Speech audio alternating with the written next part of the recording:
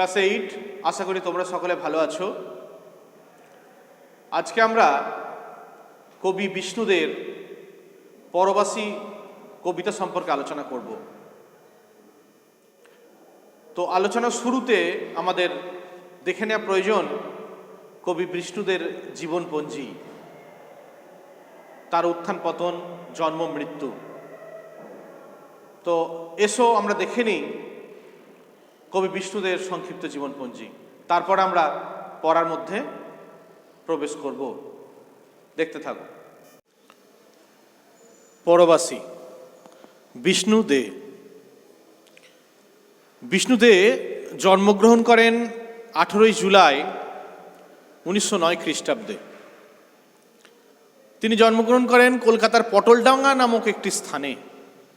তার পিতা ছিলেন শ্রীযুক্ত অবিনাশ চন্দ্র দে, মাতা ছিলেন মনোহারিণী দেবী।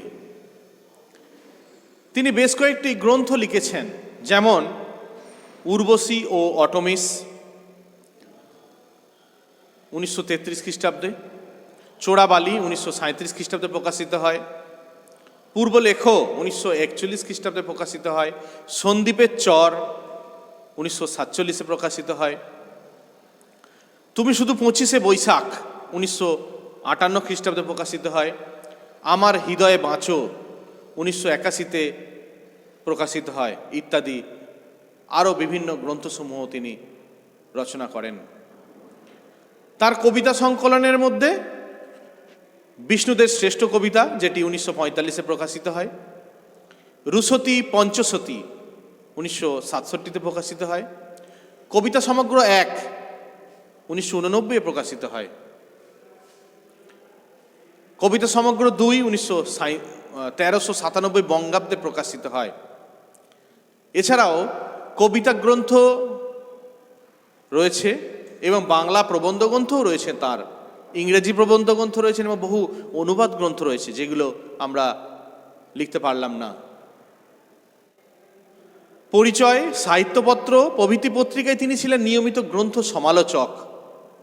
সাহিত্যপত্র পত্রিকাটির প্রতিষ্ঠাতাই তিনি ছিলেন। 1965 খ্রিস্টাব্দে সাহিত্য একাডেমি পুরস্কার পান, 1973 পান জ্ঞানপীঠ পুরস্কার এবং সোভিয়েত ল্যান্ড নেহেরু পুরস্কার। এই বিশিষ্ট সমালোচক, সাহিত্যিক 1982 খ্রিস্টাব্দে 23 ডিসেম্বর দেহত্যাগ করেন। এই হলো বিষ্ণুদের সংক্ষিপ্ত জীবনপঞ্জি। এবার আমরা পরবাসী কবিতার মধ্যে প্রবেশ করব। দেখো, আমরা পাঠ গ্রহণের পূর্বে আমরা জেনে নিই যে এটি সম্পূর্ণ প্রকৃতি নির্ভর কবিতা।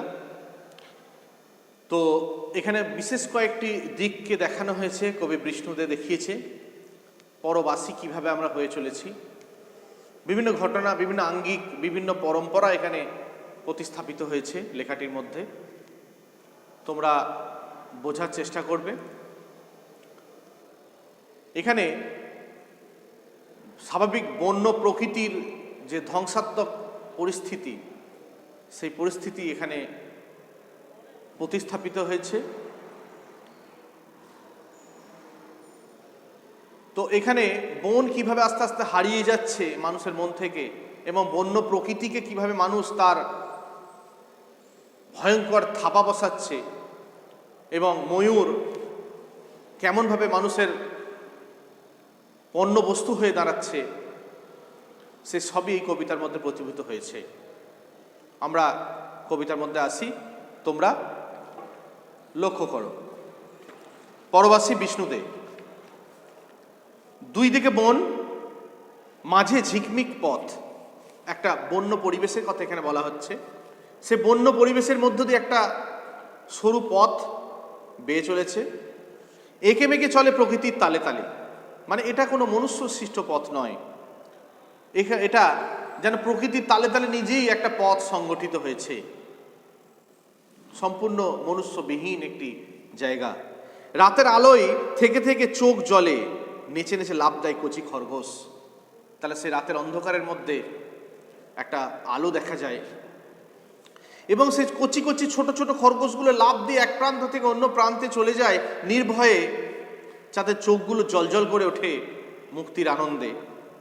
নিটোল টিলার পলাশের ঝোপে দেখেছি, যেখানে পলাশের ঝোপ এবং বেশ টিলা জাতীয় মাটি, সেখানে দেখা গেছে হঠাৎ পুলকে বনময়ূরের কচ্ছপ। তাদের মধ্যে এই যে বন্য প্রকৃতিকে আত্মস্থ করে নেওয়ার যে বন্য পশু পাখি রয়েছে, তারা আনন্দে নৃত্য করার অবস্থা বা তাদের পরিস্থিতিও আমি লক্ষ্য করেছি। হঠাৎ পুলকে বনময়ূরের কত্থক, কত্থক এখানে বিশেষ একটি নাচের একটি মাধ্যম, যেটি ভারতীয় উচ্চাঙ্গ নৃত্য পদ্ধতি বলা যায়। উচ্চাঙ্গ ধরনের একটা নাচের কৌশল, এটা হচ্ছে কত্থক নৃত্য। তাঁবুর ছায়ায় নদীর সোনালি সেতারে মিলিয়েছি তার সুষমা। তাহলে তাঁবুর ছায়া যেখানে আছে, সেই সোনালি সেতার মানে একদম সোনাল কীর্ণ এক অবস্থা, এবং মিলিয়েছি তার সুষমা। সুষমা মানে হচ্ছে লাবণ্য, সৌন্দর্য, এগুলিকে সুষমা বলে। অর্থাৎ যে প্রকৃতি নির্ভর প্রকৃতি ভূমির মধ্যে যে এক সৌন্দর্যের আবহাওয়া, একটা সৌন্দর্যের আবহ তৈরি হয়েছে এখানে, সেই সৌন্দর্যের ব্যাখ্যা করার জন্য এই কথাগুলো এখানে এসেছে। চুপি চুপি আসে নদীর কিনারে জল খায়। তাহলে শুনেছি সিন্ধুমুনির হুনির আহ্বান। সেই জঙ্গলের মাঝে যদি একটা ছোট্ট পুষ্করিণী থাকে, সেই পুষ্করিণীর মধ্যে সেই সমস্ত বন্য প্রাণী এসে জল গ্রহণ করে, এবং এই সিন্ধুমুনির হরিণ আহ্বান, অর্থাৎ অন্ধমুনির পুত্র সিন্ধুমুনি, সে তার বাবা মাকে জল খাওয়ানোর জন্য জল আনতে গিয়েছিল, সেই প্রসঙ্গ এখানে উল্লেখ হয়েছে যে শুনেছি সিন্ধুমুনির হরিণ আহ্বান। চিতা চলে গেল লুব্ধ হিংস্র ছন্দে। এখানে দেখো লুব্ধ কথাটি একটি আছে। লুব্ধ কথার অর্থ হচ্ছে লোভযুক্ত বা লোভী। লুব্ধ কথার অর্থ লোভী। তাহলে একটা চিতা এই সুন্দর যারা মন খুলে বসবাস করছে, যে এই প্রকৃতির কোলে তাদের বসবাস, তারা প্রকৃতির কোলে নিজেকে সম্পূর্ণ উজাড় করে দিয়ে বেঁচে থাকছে, এর মধ্যে একটা আতঙ্ক রয়েছে। কিন্তু তাদের মৃত্যু ভয় এখানে দেখা যাচ্ছে, কারণ সেই চিতা কিন্তু সেই ক্ষোভ পেতে আছে কখন এই সমস্ত নিরীহ প্রাণীদেরকে শিকার করা যায়। তারা অপেক্ষা করে রয়েছে তাদের শিকারের আশায়। যেদিকে তাদের মন খুলে প্রাণ খুলে বাঁচার একটা আস্বাদ দেখা যাচ্ছে, ঠিক অপর পক্ষেই দেখা যাচ্ছে একটা স্বার্থলোভী সম্প্রদায়। তারা এই সুস্থতাকে গ্রাস করে নিয়ে তাদের জীবন ধারণের জন্য এই প্রাণগুলোকে হত্যা করতে উদ্যত সর্বদা। বন্য প্রাণের কথাগুলি বেগ জাগিয়ে। তাহলে এখানে কথাগুলি হচ্ছে কেরলে একটা ধ্রুপদী নৃত্যশিল্প, কেরলে এই কথাগুলি দেখা যায়। তো এখানে সেই কথাগুলির প্রসঙ্গ আসছে যে সেই নাচের ভঙ্গিতে যেন তাদেরকে গ্রাস করতে ইচ্ছুক এবং তারা বাঁচার চেতনার মধ্যে উদ্বুদ্ধ। কোথায় সে বন? বসতিও কই বসেনি, শুধু প্রান্ত শুকনো হাওয়ার হাহাকার। তাহলে আস্তে আস্তে সেই বনাকীর্ণ, সে বন জঙ্গলের যে পরিবেশ, সে পরিবেশ থেকে মানুষ বহু দূরে চলে আসছে। মানুষ তাদের স্বার্থ সিদ্ধির জন্য সে বন কেটে পরিষ্কার করে একটা জনবসতি স্থাপন করছে, তাদের জায়গার প্রাধান্যের জন্য, জায়গার সংকুলনের জন্য। আজ সেই বন্য পরিস্থিতি, বন্য পরিবেশ দেখার বিষয় হয়ে দাঁড়াচ্ছে।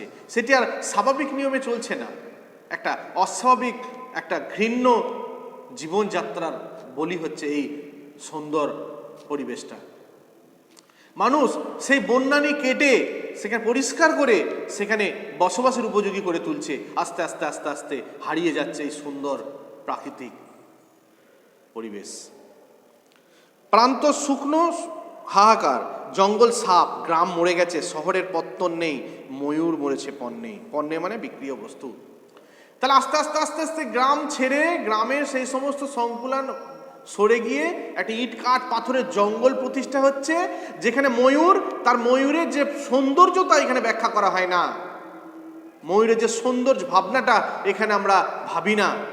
ময়ূর হয়ে গেছে পণ্যে রূপান্তরিত হয়েছে। ময়ূরের যে পালক, সেগুলোকে ময়ূরকে মেরে সে তার সৌন্দর্যটা উপভোগ করা হচ্ছে, উপভোগের মানুষ নেই, সেটি পণ্যে রূপান্তরিত হয়েছে, যা বিক্রি করে অনেক বেশি মুনাফা লাভ করা সম্ভব। তাহলে এখানে সৌন্দর্যের কোনো তারিফ বা সৌন্দর্যের কোনো কদর এখানে থাকছে না। মানুষ তাদের স্বার্থ সিদ্ধি করার জন্য একটা অসহিষ্ণুর ভাবনা মানুষের মধ্যে প্রকাশ পাচ্ছে।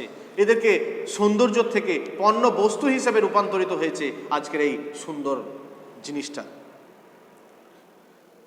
কেন এই দেশে মানুষ মৌন অসহায়? তাহলে তাও এই এই সমস্যার মধ্যে মানুষ মৌন অসহায়, তাদের মুখ খোলার ক্ষমতা নেই, তাদের প্রতিবাদ করার ভাষা নেই।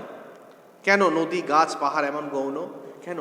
যে সমস্ত প্রাকৃতিক সম্পদগুলো রয়েছে, যেগুলো মানুষের দৈনন্দিন জীবনে ভীষণভাবে উপকারী হয়ে রয়েছে, সেগুলো আজ গৌণ কেন?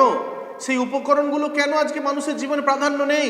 কেন ইট কাঠ পাথরের জঙ্গলটাই মানুষ বেশি করে প্রাধান্য পাচ্ছে মানুষের জীবনে? সে সুন্দর বনানী পরিবেশ, সে সুন্দর টিলা, সে সুন্দর পশু, সুন্দর পাখি, তাদের সুন্দর আচরণ আজ ব্রাত্য। মানুষ তাদেরকে পছন্দ করছে না। তাদেরকে কিভাবে নিজের উপযোগী স্বার্থদের শক্ত করা যায় হাত, স্বার্থপর মানুষদের এই নিয়ে ভেঙে মেতে পড়েছে। আর মানুষ, অন্যান্য মানুষ এই সম্পূর্ণ অত্যাচার, অবিচার, অনাচার দেখেও তারা সম্পূর্ণ মৌন। আজকে তাদের মুখ্য জীবন অর্থাৎ তাদের বিলাসবহুল জীবনের ক্ষেত্রে এই বন্য পরিবেশ সম্পূর্ণ গৌণ হয়ে গেছে তাদের কাছে। সারা দেশময় তাঁবু বয়ে কত ঘুরব, পরবাসী কবে নিঃস্ব বাসভূমি করবে। অর্থাৎ যারা প্রকৃতি প্রেমী, যারা প্রকৃতিকে ভালোবাসে, এবং অ্যাজ ওয়েল অ্যাজ তোমাদের যে প্রাকৃতিক পরিবেশে যে সমস্ত পশু পাখিরা, তারা খেয়ে অন্য প্রান্তে চলে যাচ্ছে। মানুষ যারা প্রকৃতি প্রেমী, তারা প্রকৃতি হারিয়ে যাচ্ছে। ইট কাঠ পাথরের স্বার্থ সিদ্ধি করার মানুষে সারা পৃথিবী ভরে গেছে। কত বয়ে বেড়াতে হবে সেই সমস্ত সুন্দর পরিবেশের জন্য। এক প্রান্ত থেকে অন্য প্রান্তে মানুষ আজ পরবাসী হয়ে গেছে। তারা আরও বেদুইনের মতো এক প্রান্ত থেকে অন্য প্রান্তে যাযাবর প্রাণীর মতো হয়ে গেছে, শুধু একটু সৌন্দর্যের আকাঙ্ক্ষায়, একটু সৌন্দর্যের জন্য এক প্রান্ত থেকে অন্য প্রান্তে ছুটে বেড়াতে হচ্ছে। সেই প্রসঙ্গটাই এখানে উল্লিখিত হয়েছে বারবার। সেই ইট কাঠ পাথরের জঙ্গলের বিরুদ্ধে, সেই বন্য পরিবেশ ফেরতের দাবিতে এই লেখা। অর্থাৎ আমরা যদি দু লাইনে বলি, এই ইট কাঠ পাথরের জঙ্গল নয়, লহে অরণ্য প্রয়োজন, শহর নয়। ঠিক আছে, এই পর্যন্ত তোমাদের পরবাসী। এরপর কিছু প্রশ্ন দেবো, তোমরা লিখে আমাকে পাঠাবে।